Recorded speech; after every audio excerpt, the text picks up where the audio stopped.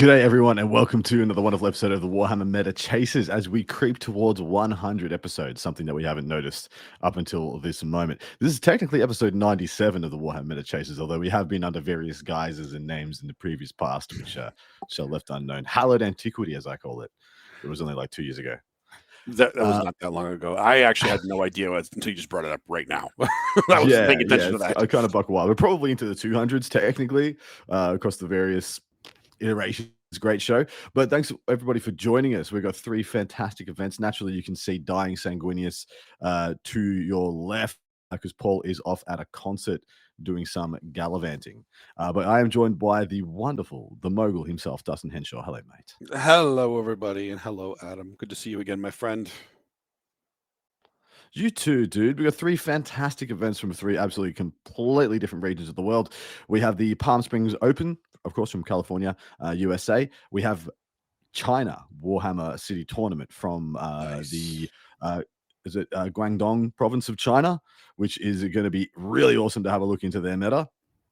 And then we also have a beautiful, awesome event from Helsinki in Europe. So we got Europe, Asia, and North America represented on our great show. Yeah, whenever we can do it, I always like to do it to just get a snapshot.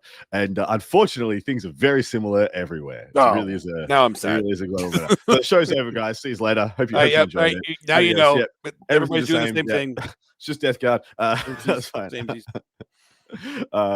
But let's us jump into that first one. We have the Palm Springs Open from Palm Springs, California, USA. 157 players over 6 rounds. What are we going to see there, my man? For the Imperial Super Faction, there are 2 Sisters of Battle, 7 Custodes, 5 Astral Militarum, 2 Grey Knights, and 7 Imperial Knights. That's a big Custodes number. Wow. Yeah, not too bad. Okay. Space Marines, there's 4 Astartes, 6 Dark Angels, 7 Space Wolves, 3 Blood Angels, 5 Black Templar. Ooh, people are getting excited. 1 Death Watch. Chaos, there's 10 Chaos Space Marines, 9 T-Suns, 14 Death Guard, 10 World Eaters, 4 Emperor's Children, 1 Demon, and 8 Chaos Knights. Xenos, there's 7 Necrons, 4 Orcs, 3 Tau, and 5 Votan. Hive Mind, there's 7 Tyranids, and 7 Genestealer Call. Wow, they're tying them again. Representation. That's awesome. Eldari, there's 4 Drakari and 9 Eldari, meaning the faction podium is once again Death Guard, topping it off with 14, but then CSM and World Eaters right behind them in 10, and then Eldari and T-Suns with 9. The Power Armor Chaos Space Marines really coming out in force here. Yeah, dude. 4 of the 5 factions represented on our podium are Chaos Space Marines. In fact, I think if I've done my math correctly, 56 out of the 157 players at this event are playing Chaos. So dang near a third is in the Chaos Super Faction, which is more than most of the others put together. It is kind of wild. Like, for the first time in a long time, G-Dub wasn't lying when they said it was the year of Chaos. Yeah, like, I don't know if this is what they meant for it, but... I mean, how many Orktobers have gone by without like an Orc whisper, without barely a whimper, barely a wah to be heard? There's just a whimpered wah. But this time, yeah, they look like they nailed it. Chaos absolutely out in force. To that end, I have done detachment breakdowns for Chaos Space Marines. I've also done for Eldari as well. But are there any notable factions? There's so many factions that are sitting at the 7 mark. Like you pointed out, Custodes, Imperial Knights, which is kind of down on numbers for them. Necrons, percentage-wise, yeah. Yeah, Necrons, Tyranids, and GSC. We actually have like 5 factions sitting in essentially 4th position. Fourth place on our faction podium. Sorry, Chaos Knights would be 4th; they'd be 5th.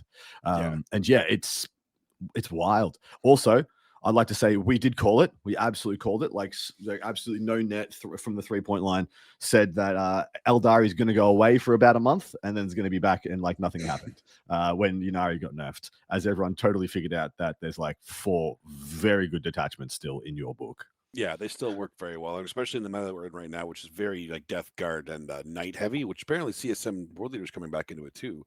T-Suns is interesting to see, but that's also why you're going to see the Tyranid and Genestealer call numbers kind of even out a little bit, because they are both very good into Knights and Death Guard now with their builds. The Subterranean Assault build for Tyranids has very strong play in the Knights and Death Guard. In saying that, we have one of those to break down for this event also. So first up, though, we have the Chaos Space Marines detachment breakdown of the what do we have? 10 players in attendance. This is probably the best detachment breakdown spread we've seen this edition. where we have literally Wow. 6 detachments represented out of 10 players. We have 3 Pac-Ban Zealots, 2 Creations of Bile, and 2 Renegade Raiders, and then singles for the Cabal of Chaos, which is the brand new detachment that came out with the latest MFM and Slate, the Soulforged War Pack, which is Vashdor and the buddies, and then 1 of Veterans of the Long War, which is essentially a Gladiator style list. What do you make of that breakdown? Because I got to say, it's impressive and awesome. I love it. I can't pick out a single attachment for Chaos Space Marines at this point that I like better than the other ones. I'm personally more of a fan, I think, of Creations of Bile than anything else. If I had to pick one, yeah, you would. I do. But other than that, like, I love seeing the spread. I don't think we've ever actually seen a detachment breakdown where every single attachment has been taken. Now there's missing one out of here.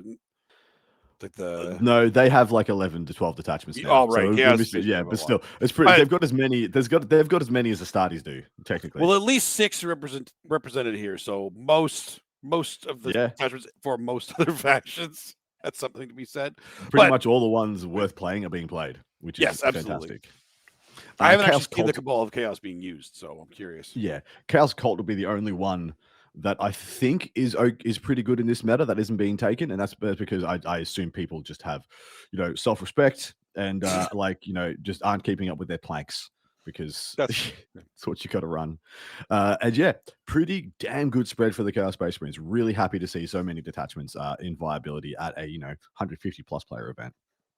Next up, we have the Eldari detachment breakdown. This one has 9 players in attendance, and the overwhelming majority are taking Warhost. So 5 out of 9 going Warhost, 2 going Aspect Host, a single Spirit Conclave, and a single Seer Council. So they're going. Any surprises? Any surprises there? No, not at all. Because Warhost being the most popular because they're the best. Well, I think they're the best in the Death Guard Knights. The way they can build. Aspect Host is a very close second with it. Spirit Conclave, I want to see that do well. I really do too. I don't think it does. I don't think it does, but I want it to do well so badly. Me too. It's everyone's feel good detachment for Eldari. That and Harlequins, obviously.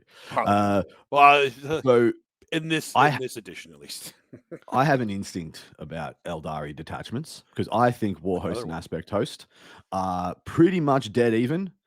And then the terrain format of your event makes one a little bit better than the other. Now, I have to assume this one's going to Palm Springs. Please, if anybody's in chat who's playing at Palm Springs, let me confirm if I'm correct. But I assume they're playing GW terrain, which 100% I think leans itself much more to Warhost than Aspect Host. When you're playing WTC, I think Aspect Host is vastly superior. So many more staging areas, but not the logistical lanes to wield multiple wave serpents effectively. They get in their way a lot. There's only so many places you can put that big old wide fin based, wave serpent. So Aspect Host seems to be the one of choice for WTC. And I think Warhost is for everybody else, as for every other terrain format. And also, I think Warhost has a less propensity to get blown out. If that makes sense to you. I see Warhost as the more, especially on like at WTC, for example, I see Warhost as the more defensive build, like possibly used as a late round put up to go and take a mid board and play quite defensively and just brick. It's the smothering brick where you can throw out a bunch of MSU stuff, flip objectives while also being very safe with your power units that can be cycling in and out of 2 wave serpents. Whereas Aspect Host, I think, is a bit more aggressive and wants to try and build a differential where it can. That makes sense. I'll be honest, they feel very similar to me. So when I see either one of them on the table, I kind of doesn't change my game plan as much. It probably should. But I think you're right. The terrain does really affect which one of those has the bit of an advantage. It's not going to like break them, but it will change which one has the advantage for sure. It's literally, can I effectively use a second wave serpent or not? Yeah. Like, can I effectively use it? And Warhost does get to use 2 wave serpents and cycle both 2 units in and out of their wave serpents every turn, whereas Aspect Host only has the ability to do 1. And so take a bit more. I love seeing a lot of Aspect Hosts not even take a wave serpent now. Yeah, they're just going full MSU, go wide, sometimes with the bricks of Hawks, along with their usually 10 Fire Dragons and Flagon. For sure. So I agree with what you're saying that Warhost is definitely more defensive build because of the double wave serpent build. That's most of them be taking. Yeah, makes sense. All right. One list to break down from the top ranked player in the region. This is Kenneth Onyebor. who is ranked 5th in the ITC in the US West region. He's playing Tyranids, and it is a subterranean assault. So, Dusty, take it away. Of course, hyperadaptive Ravagers with Vanguard Intellect. We got a Swarm Lord, a Trigon with the Trigon Prime upgrade, of course. 10 Gargoyles, a Biovore, a Lictor, 2 Norn Emissaries, 5 regular Ravagers, and 3 Tyrannifexes. Triple Fex. Wow. Okay. Full Night Hate is what I'm Night seeing here. He didn't go for the Hive. He's like, nope, Tyrannifex is where it's at. Well, I'm worried. I am worried about Kenneth's prospects because he didn't pick the meta as well as he may have, like in so many others. Because there's only 15 knights here, whereas if he had a tool for anti Chaos Space Marine, he'd be absolutely laughing. Which is absolutely something you can do in Subterranean Assault. Essentially, you've got about 800-ish points of flexibility within the list. Once you've taken your Trigons, your Swarm Lords, your Tunnelers, and your utility units, you kind of got like 1,000 to 800 points left to kind of just tool it for the meta that you think. And I'm interested to know if post event Kenneth would be like, dang it, why didn't I bring triple Exo instead of the Tyrannifexes or something to that effect? Maybe, but I feel like the Tyrannifex, because he's got the double Norn Emissaries, he's bringing 3 Tyrannifexes now, and he's hoping to fight against Knights. But the thing is, if he doesn't, then whatever he fights is going to have trouble killing 2 Norns and 3 Tyrannifexes anyway, and they take up an entire objective sitting on it. So it's a lot to choose still, is I guess what his fallback is. His fallback is, well, if I'm not playing against Knights, I'm just thick. I'm just so thick and like fast. Well, not fast by actual movement, fast by, whack-a-mole, as I call it. And the Trigon Prime is actually got a ridiculously good profile into things like Terminators or it does. Any kind of Marine. So I suppose the Raveners are there as well to do similar effect. Do you, if you take the hyper adaptive, do you have to join into Raveners, or can you play as two tunneling units? No. They'll usually use them as 2 different ones. Yeah. Join them if you need like another kill squad, because then they can do that, and then they can also go uppy, downy, and rapid and heroic for free. Yeah, all one squad doing that. But otherwise, the Raveners the regular ones just keep going up and down, making new tunnels every turn, including turn 1. So if you want to move a Norn somewhere or a Tyrannifex somewhere, you can just do that if you go second.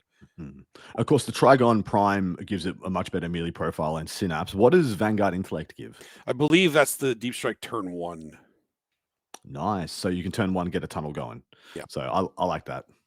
Yeah, it actually makes a big difference when you want to get something in there, because then you can have if you go first, you can get the tunnel down just to get things started.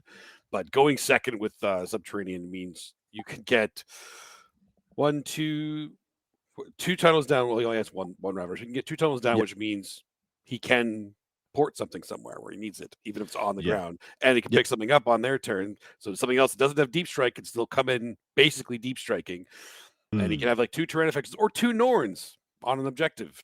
Just dunking on in early on. I like it a lot. I think it's quite strong. And good luck to Kenneth, but it is time to pick some winners. I'm making the executive opinion that because Paul hasn't been here for this is the 3rd week without Paul, just because of travel and his job with GW and stuff like that. So I'm going to give him all of the starties for this one, because he hasn't had the chance. I want to see him get a point this month. Wow, Paul. But what would you like, Dusty? Would you like to back Kenneth? I'm backing Kenneth. Yeah, absolutely. Good man. I'm just going to be lame and go Death Guard. You're so lame. I am so lame, but I want to win this month. I will say, Subterranean Assault's actually good at Death Guard too. It is. I'm hoping he plays against like a T-Sons player and gets knocked out or something. Don't put that evil on him. All right. Next up, we have the China Warhammer City Tournament from Shenzhen, Guangdong Province, China. 83 players. 5 rounds. It's almost like Australia is like close to Asia and interacts with Asia a lot or something. It's like I grew up saying. Right. It's almost like that. Oh, like okay. Well, that's less impressive now that you have like Spanish to a sense. What are we going to see here, mate? 83 players, 5 rounds. This is a hefty event for China. And that's the biggest China event I've seen. Actually, it is. Yeah, it is the biggest. And it's freaking awesome, man. All right, let's see what the meta is looking like over there. Right now, we have Imperial Superfaction. There are 2 Sisters of Battle, 4 Custodes, 4 Astra Militarum, 8 Imperial Knights. Very light on Imperial faction, to be honest. Like in terms of the number of factions represented. There's exactly right. There's a bunch missing, which we'll go over soon. Yeah. Space Marines is 4 Astartes, 1 Dark Angel, 1 Space Wolf, 3 Blood Angels, and 1 Death Watch, which I'm going to also attribute to that being pretty low representation overall. Yep. Okay. Chaos is 1 Chaos Space Marine, 3 T-Sons, 10 Death Guards. So they're doing the same thing. They still got They're not immune. They are not immune to this pox. 1 World Eater, 2 Emperor's Children, 4 Demons, and 9 Chaos Knights. They're not immune to the Knights either. Yep. Xenos, there's 1 Necron, 2 Orcs, 2 Votan. Hivemind, there's 4 Tyranids and 1 Gene Stealer Cult. And then Eldari, there's 2 Drakari and 5 Eldari. I mean, Death Guard topping it off again. Even though it's all the way in China, still Death Guard topping the podium with 10. And then Chaos Knights right behind them with 9. And then Imperial Knights behind them with 8. So the podium is basically identical to what we would see elsewhere. However, let's talk about some of the things that are very, very much missing. Yes, there are a bunch of factions that are not here. Starting from the bottom, moving up, no Tau, zero Tau taken in this meta. There are no Templars, which is not surprising to see. One of the Space Marine sub factions not taken, but we have no Admech, no Grey Knights. The Grey Knights doesn't really surprise me. No agents. Ooh, yeah. I was kind of hoping they'd have like some agents in there. They'd have like 20 agent players. Yeah, that would be pretty funny. That would be awesome. I would be very excited about that. So yeah, no Grey Knights, no Admech, no agents. No agents. Yeah, that's right. No Tau, as you mentioned. I feel like there's another Imperial faction missing that I haven't mentioned yet. Why can't I think of it? Or am I not? So it's agents, sisters, custodies, Admech, Astromil, Grey Knights, and Imperial Knights. So yeah, no, we're correct. It is the 3 missing. Just a 3. Yeah, we nailed it. Still, I was expecting some Grey Knights. I'm not going to lie.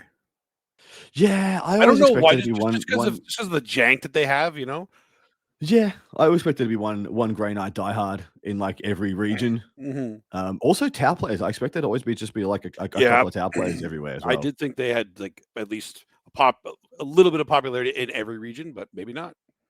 Very low Chaos Space Marine numbers. In fact, low Chaos Space Marine Space Marines in general. Lower Astartes numbers. Very low power armor.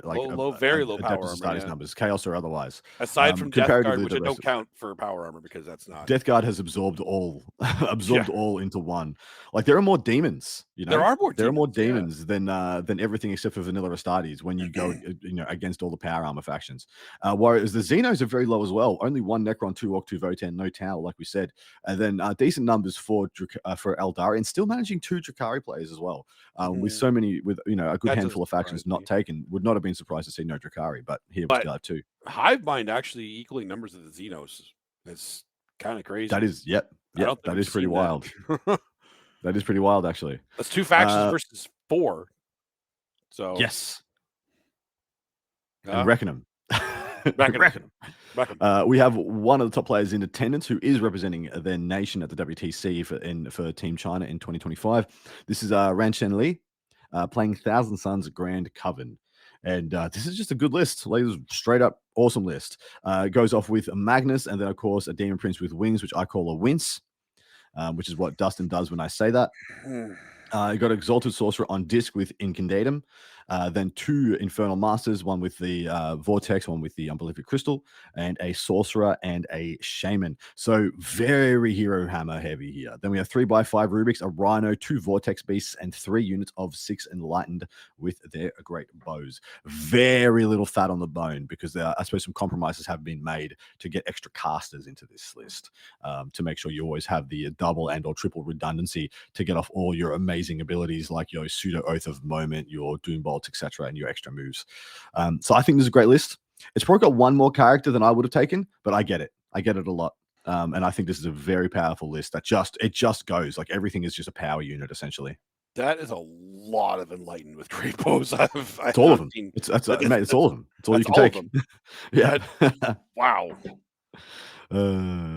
Yeah. I'm a fan of this list. I think it's brutal. It's obvious, in my opinion, it's obviously tooled for teams. Now this is a better teams list than a singles list. So is this the same list he's using at WTC?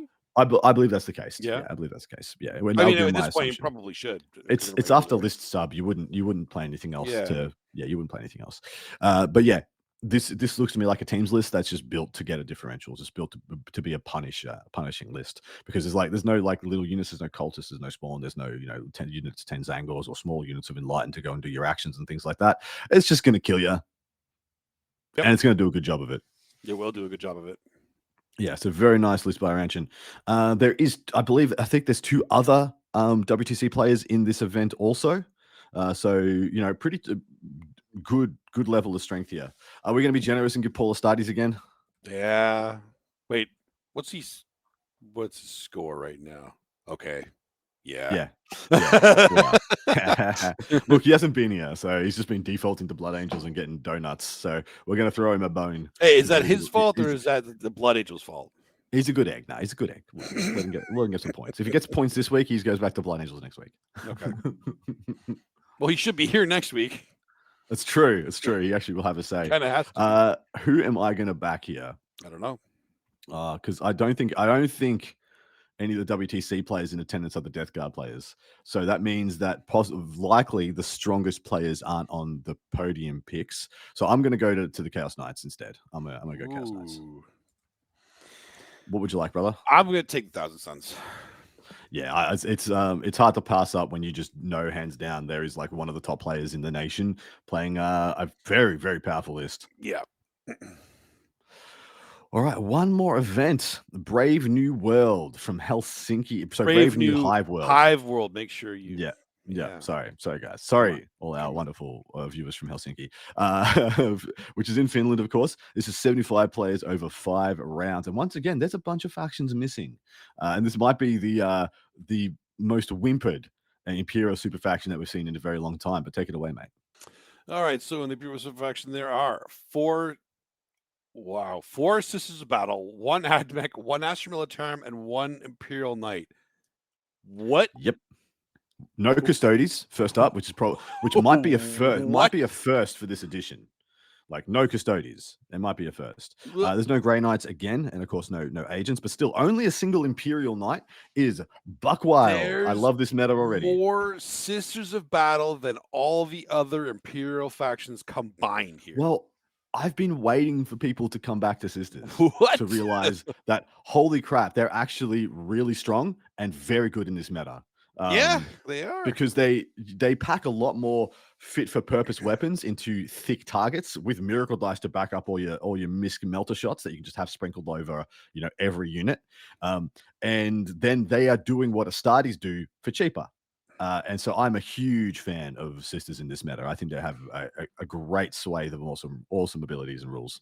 Yeah, they're perfect in this meta, like you said. So while it's not surprising that they are finally getting more attention because they should be, it is surprising they're getting more attention than all the other Imperial factions right now. Correct. Especially Imperial Knights. Yeah, agreed. Ooh, okay. All right. Anyway, continuing on with the stats here. The Space Marines, 3 Adepts Astartes, 3 Dark Angels, 1 Space Wolf, 5 Blood Angels, 1 Black Templar, and 1 Death Watch. Chaos, 2 Chaos Space Marines, 2 T-Suns, 11 Death Guard, of course, 2 World Eaters, 5 Demons, only 4 Chaos Knights. So even the Knights here representation pretty low. Very light. Xenos, there's 4 Necrons, 3 Orcs, 6 Tau. Huge. So all the Tau that play in China normally are actually in Finland. They're actually in Finland, yeah. And then 3 Votan. Hive Mind, there's 5 Tyranids and 2 Genies to their cult. And then Eldari, there's 1 Lone Drukhari player and 3 Eldari. Meaning the faction podium is Death Guard topping it off with 11. And then the Stinky Cliff down to Tau in second with 6. And then Tyranids and Demons at 5. Aside from Death Guard, what is going on in Finland? Oh, I love it. I love it. I love you too. I love great. You also, Finland. I think you guys are all amazing. You're all awesome people. So it's just so weird that there are like missing very popular. So you just know people have Custodes armies. And when there's no Custodes in the event, it's because people chose not to play with the Custodes army because everyone's got one. I've got one. I've never played with it, but I've got one. But every Space Marine is represented here. Like there's a Death Watch. There's a Black Templars, for God's sake, but there isn't a single Custode, which is very surprising. There's an Admech, but there's not a Custode. Like wow. It's kind of wild. I love it. Like so, every Chaos Space Marine, every Chaos faction is represented.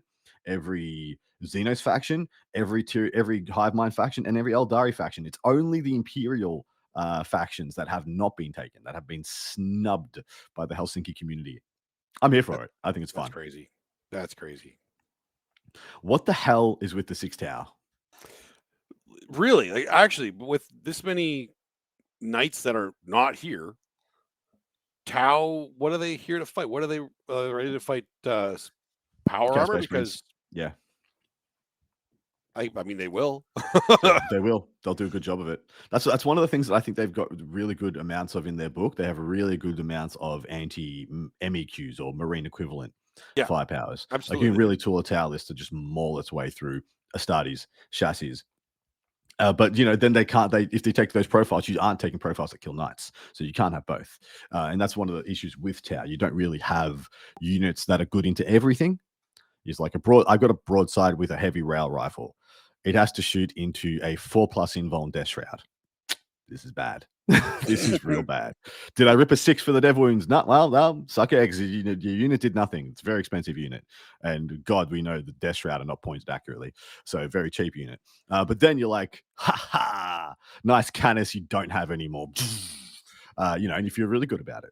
So they can't really have it all is the issue with the Tau at the moment. You can tool for a meta, but not the whole meta. So you can tool for certain factions, but not everything. Whereas I think Tau are going to be very good at this event. I look at the other factions on the podium.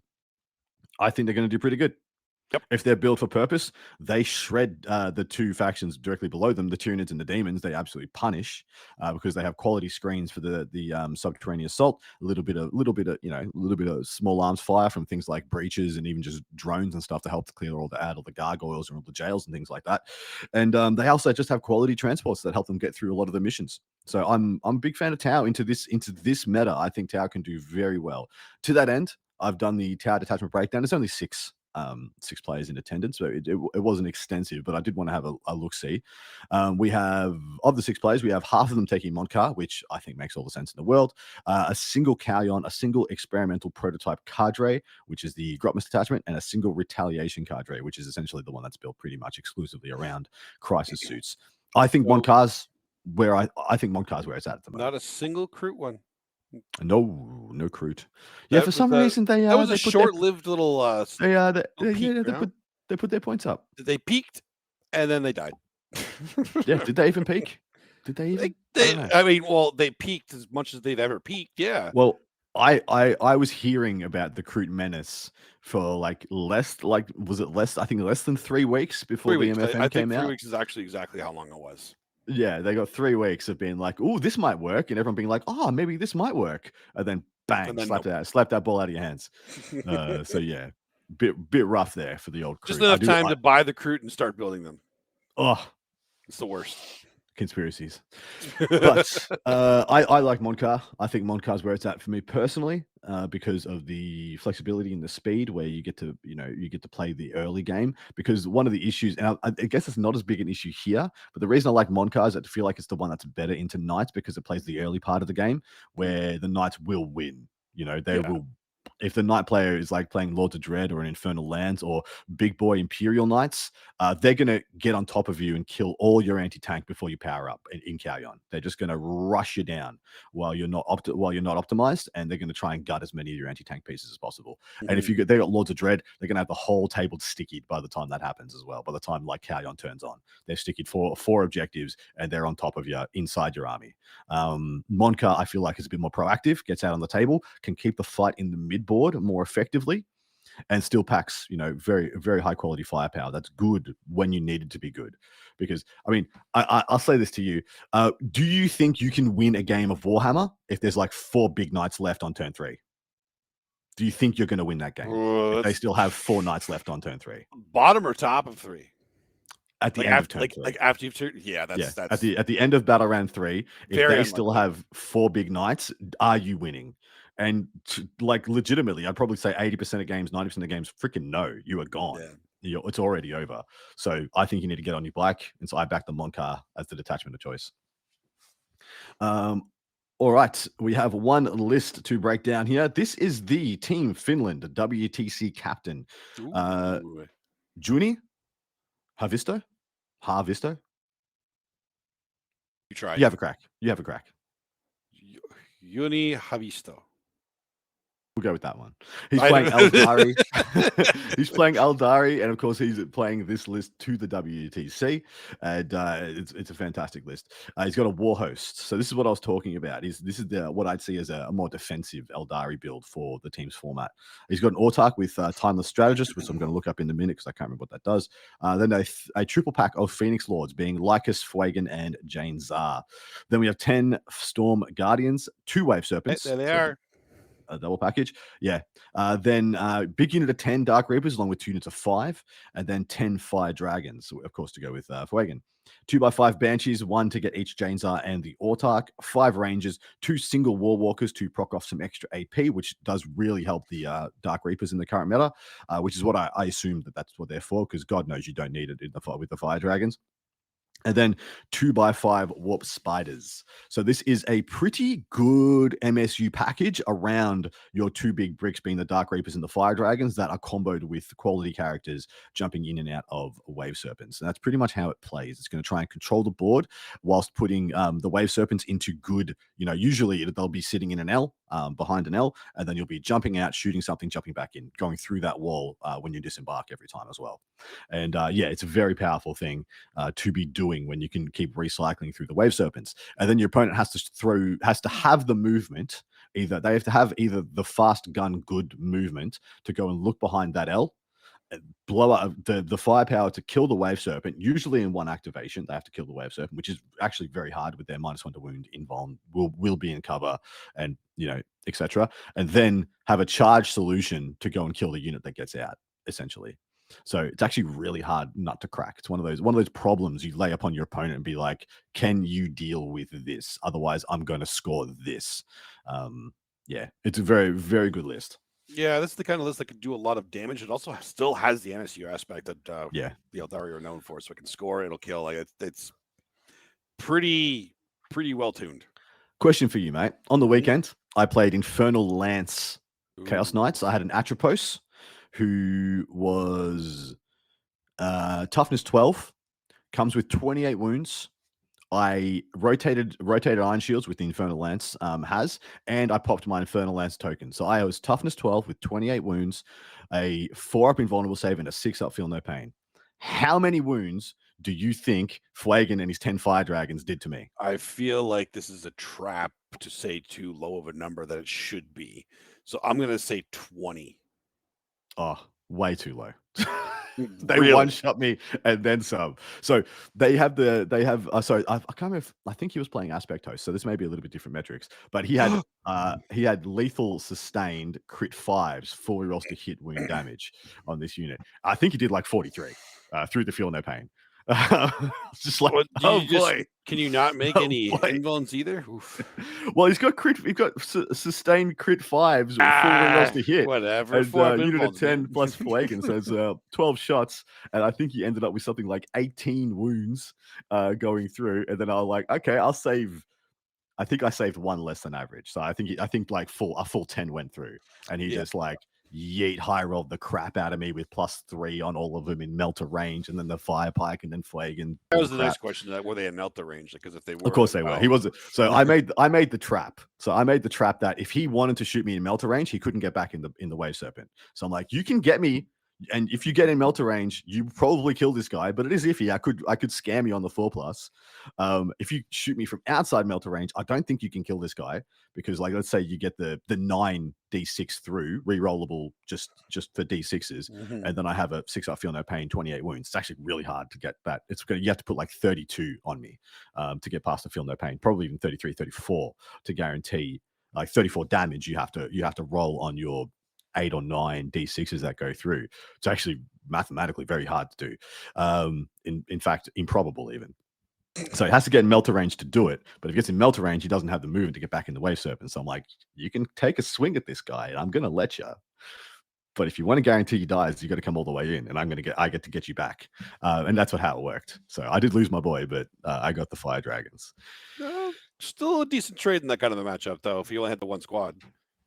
Yeah, well, he didn't have. He had the 10 Dark Reapers though. So, and they became the next problem issue.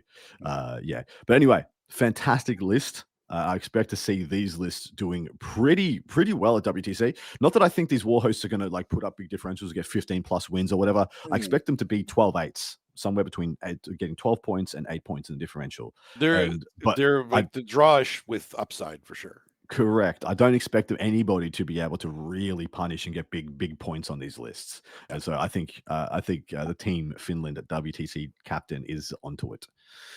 And that is it. Time to pick our last set of winners. And we're not going to be kind to Paul here because the most numerous Astartes faction is Blood Angels. So he is going Blood Angels for this one. That's still because there's like 5 of them, isn't there? There is 5. They are numerous by a decent number. Yeah, so he's going with Blood Angels for this one. What would you like, mate? I picked first last. I mean, I have to go with Death Guard, don't I? Yeah. You're lame, but yeah. I would like to go with the Eldar because I really like this list. Yeah. Am I going to be the big baller and go with Tau? Do you know what I am? I was considering Tau as well. I'm not going to lie. I said that many Tau, they know something. That many Tau and the lack of knights. Yeah, I think Tau can. Well, I think Tau can get a podium at this event. And I'm going to back them to do so. And that brings to an end the coverage of this week's events. But the show is not done. After the end of all that crunchy unpacking of stats and numbers and figures, we have a very silly section of the show we call the Fuego Rapido, where recently we have been going through different genres of things and ranking things. And right now we are setting up to do our ranking of the best video game of all time.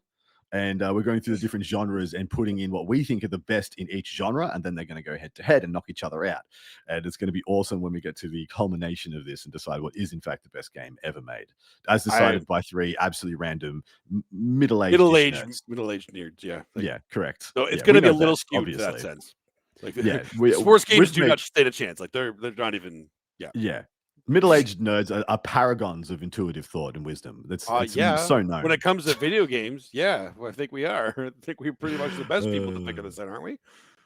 Video games, yes. Yeah, we do own this. Survival horror games, nice. Yes. I didn't know which one we were coming up to today. I have a bunch off the top of my head. Well, we got to get them in here. So let's get out some survival horror games, the best. We need 16 of them. Can we fill up that many? We should be able to. Let's start with Resident Evil. Yes, we're going to start. Which one though? Because I don't think it's the first one. No, it's the second being one. Being the master lockpick, you are. Sorry, being the master lockpicker, you are. Yeah, it's a quote from the first Resident Evil. Yeah. If you get it, second one it. to me. Yeah, second one is my pick for best Resident Evil. 2 is really good. I actually really liked 4. 4 was quite good. I actually did not play 4.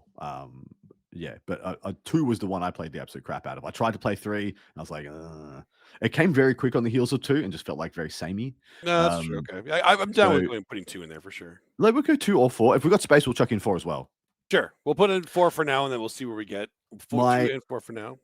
My favorite survival horror game of the last like 2 decades is Alien Isolation. I was gonna say that one. That game is incredible, phenomenal, so good. Yeah, so good. Left 4 Dead, absolutely, that's going in there. 100%. Get it in there. The first one, the second one was still good, but the first one's better. Which Silent Hill makes it? Is it 2? I think it's also 2. I think it's 2. Yeah. Yeah. It's very funny how Resident Evil and Silent Hill, both the first ones were good, the second ones did very well. Almost like Terminator and Alien. Yeah.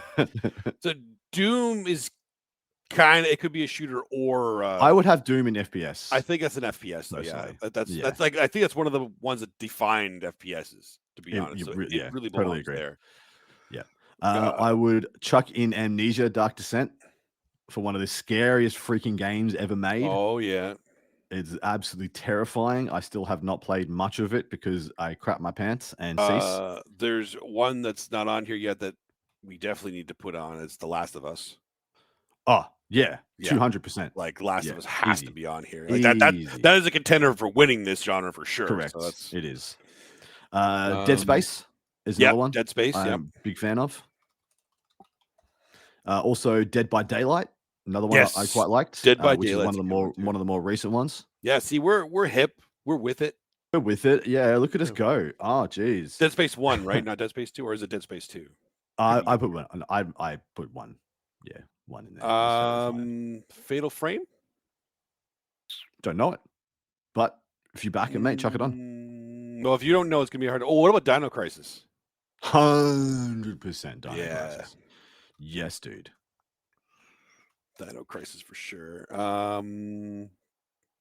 The Evil Within. Did you ever play that one? Yes, I did. Yep. That's another Chuck it in. Oh, what was that? Crap. I can't remember that one. That's where the teenagers go to the cottage again, and then there's like stupid teenagers always going to cottages. I know, going to the cottages and getting involved in all kinds of chat. Help me out here. I can't think of the name of it for the life of me. And there's like a bunch, and I have it downstairs, and I played it several times, and I love that game. A bunch of teenagers go to a cottage. Like one of the guy's sisters went missing or killed the last time they were there, and then he plays a prank on them that suddenly goes awry because there actually is some horror stuff going on there. I'm really bad at describing, but it's such a good game. You keep switching between all the different characters, and they could die, changing the story based on what they do. Phasmophobia has been chucked out in chat. That is one I know of, and I think that should go on the list. Yep, for sure. Was there one good alien game? Yeah, that's Alien Isolation. That's Alien Isolation KR. We got that one. That one. Oh, that's so good. Yeah, that's honestly, that's probably going to go very deep. If that doesn't win, that's going to go deep at the very least. Yeah. Another one that I like that is actually a little bit more recent is Outlast. Outlast, yep. Yeah, so you just that's just like you're just chucked in. It's very Resident Evil like, where you just you have nothing and you got to figure it out. So quite a fan. You could go Outlast 2, but I haven't played it. Alan Wake. Sorry, mate. Alan Wake. Yes, Alan Wake. Yep. 1 or 2. I haven't played 2. It actually came out, 2. I think, a couple of years ago. 1. I know number 1's really good. Five Nights at Freddy's has been thrown out. Chuck it in. Yeah. Yep. I think that's fine. Especially seeing as they captured the hearts and minds of a generation. Not ours, but a generation. Metro 2033, I think, is Sandbox. Isn't it? Yes. Sandbox? I would think so. I swear it was Sandbox. But I could be wrong. I have to now I gotta look it up. Okay. We're gonna look it up. I have to look that one up because it needs to go in there. So there's one I have not heard of. I have not played myself. I played the original that came out in, I think, the early or mid 90s, Alone in the Dark. And I hear it's been remade in the last couple of years and is extremely good. Alone in the Dark? Yeah, I could get that. Okay. Where are we up to, by the way? It feels like we're at like 15. You could chuck another Resident Evil on there then. Resident Evil is the survival horror genre's kind of defining franchise. We actually are at 16 with Resident Evil 4 currently on there. I have to find the name of this game because it needs to be on here. Until Dawn. Until Dawn. Did we already put that on? Until Dawn? Yeah. No, it's not on. I'll chuck it on then. Yeah, chuck it on instead of the Resident Evil 4. That's fine. Go. That has to be on there. We will, throw it out to the chat. Do you guys think it's Resident Evil 2 or Resident Evil 4 that should make this? Yeah, I'm curious what that chat has. Throw out freaking. I haven't played 6 and 7 and stuff like that, or whatever number they're up to. Yeah, I've lost track. They're good. It's just I don't know because I have the nostalgia of the. Me too. Ones, me too. Right? That's. I remember I played a little bit of Resident Evil 1, but I freaking double clocked a Resident Evil 2 twice over within the cutting edge game versus zombies in the early 90s. You're probably thinking of Left 4 Dead, which we have on there because Left 4 Dead is very, very good one. Yes, that's what I'm assuming you're thinking of. Amazing graphics for the time. Maybe not then. Yeah, maybe not. Maybe not. All right, give us a rundown. What's on our list? All right, right now we have Resident Evil 2. Until Dawn, Alien Isolation, Left 4 Dead, Silent Hill 2, Amnesia, Dark Descent, The Last of Us, Dead Space, Dead by Daylight, Dino Crisis, The Evil Within, Phasmophobia, Outlast, Alan Wake, Five Nights at Freddy's, and Alone in the Dark. That's a good list. That's a good list. It's a very strong list. We crushed survival horror. Mate, it's almost like we're nerds or something. I don't know. Right. I don't know what to tell you. Who said we weren't the right people to do this? Yeah, it's right. Take that. That's 16, so We're good done. to go. We're done. There is scope, of course. People in our Patreon group, you can jump into Discord throughout any we may have missed, or any you think that are on our list that are unworthy of it. You absolutely have that right. And of course, we do have a Patreon. We regularly, at the moment, it's about fortnightly. We're able to sit down and we record a part 2 of this great show where we look back at the events that have been and gone, the ones we covered on this show, and we tell you what won, what made the top 10, any surprises therein, and then who got the points out of the hosts for their picks. And of course, we tally the points. There is an ever running competition between the three of us, myself, Dustin, and Dead Sanguinius, for who's going to win the month, and then we tally the months. So right now, Paul's got the most month wins, and Dustin and I are chasing him. So we're very happy he's decided to take a knee in the great month of July, because he essentially hasn't been here for much. I'll let you guys know. I'm going to be away in Europe on a holiday for the next 4 weeks. I will still be writing the show. I'll still be doing all the stats for the show. And I'm also going to be taking over doing the part 2s. I'll be just doing those solo for the next 4 weeks. So I'll just be recording them when I have the chance, when I'm over on my holiday, smashing them out and getting them uploaded for you. But that's only available to tier 2 on our Patreon. So jump over to that, look up more Warhammer Meta Chasers, and sign up and support us if you are able. If you're not able to support us financially, like, share, subscribe, all that good stuff goes a very long way to carrying the message and making sure more people get in touch with the better. Dusty, that's our show. That is our show, and I appreciate everybody being here. Appreciate the support. Everybody live in the chat, thanks for joining us here. John, KR, Nurgle, we love you guys, and we will probably back next week with myself and Paul Murphy. So you will. Adam, have a safe trip. Everybody wish I will, luck, baby. And, you'll still get to hear his sultry voice on the part 2, and of course the WTC if you're going to be watching that, which you should be. If you're here and you're not watching WTC, that's crazy. What are you doing? That's you can listen to me on Joe's. You can listen to Adam on WTC. Like that's hell yeah. That's just crazy. Well, on that note, we are out of here. Thank you so much to all the amazing people who've joined us in chat. Of course, we do this show live at 9 p.m. Eastern Standard Time every Thursday. So come in and jump on and get involved. Thank you to everybody who supported us thus far. Hope to see you next week, and take care. Look after each other. See you next week.